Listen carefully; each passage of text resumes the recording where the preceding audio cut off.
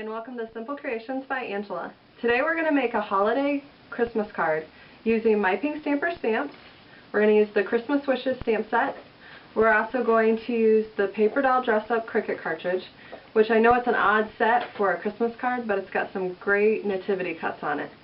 And then you can't find me without my gypsy. I love using my gypsy, and so I want to show you exactly how I make the card using my gypsy.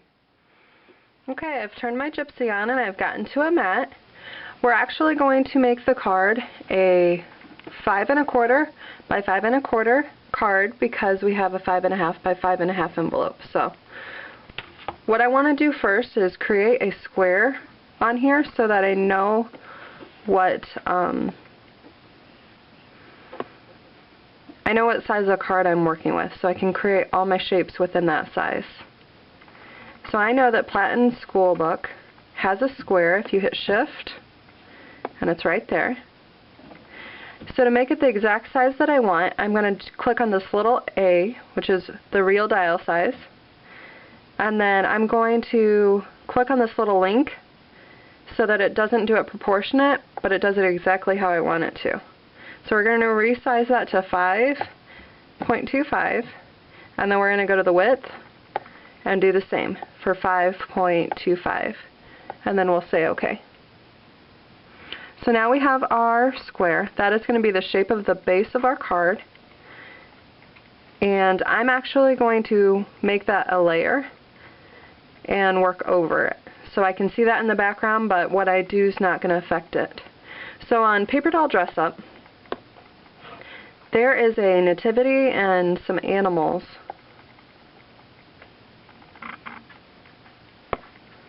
that we're going to work with. And they're in the accessories. So under accessory 3, we have the nativity right there. And to resize this, I want it to be all proportionate. So I'm going to take real dial size off, and I'm going to link that back up so it goes exactly how I want it to. And I think I want this to be at 3 inches.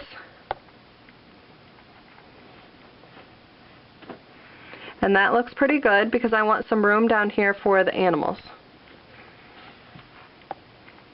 And here's a little sheep, so I'm going to bring that in, and I think I want my sheep to be 2.25.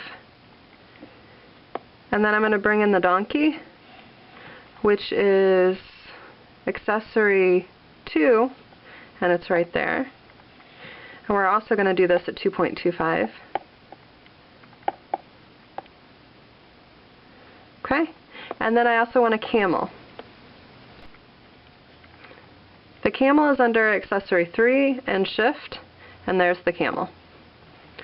So let's also change the size on this to 2.25.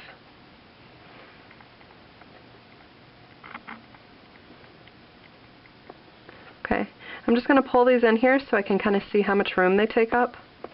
It looks all mumble-jumble, but they're going to be different colors, and we can even use pop dots to make them look different.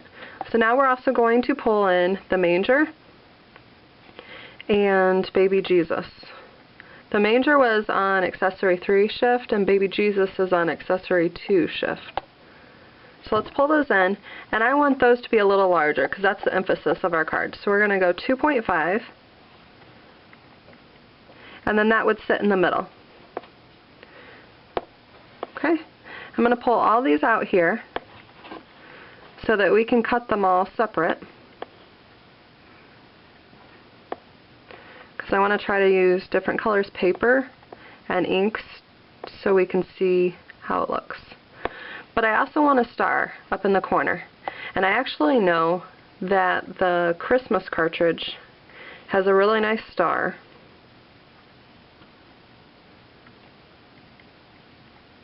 And it's actually under this button, Shift.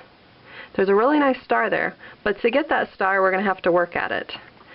I don't know what size I want, so let's start off at 3 and see what it does. Let's zoom in on it. To zoom in, I click on the side button and click on it, and what I want to do is I want to hide all of those snow pieces on the tree.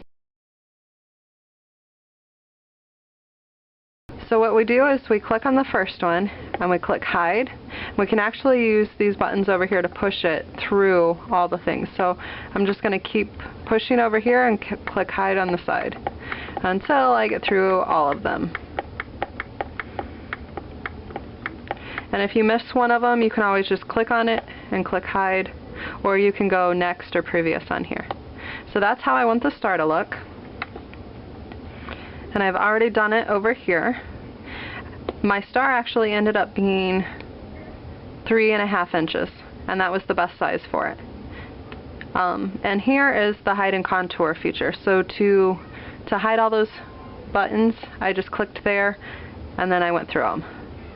So this is how I have it laid out on my mat, and then I'm going to cut it out, and then I'll show you the fun tricks with all of the paper that we can do.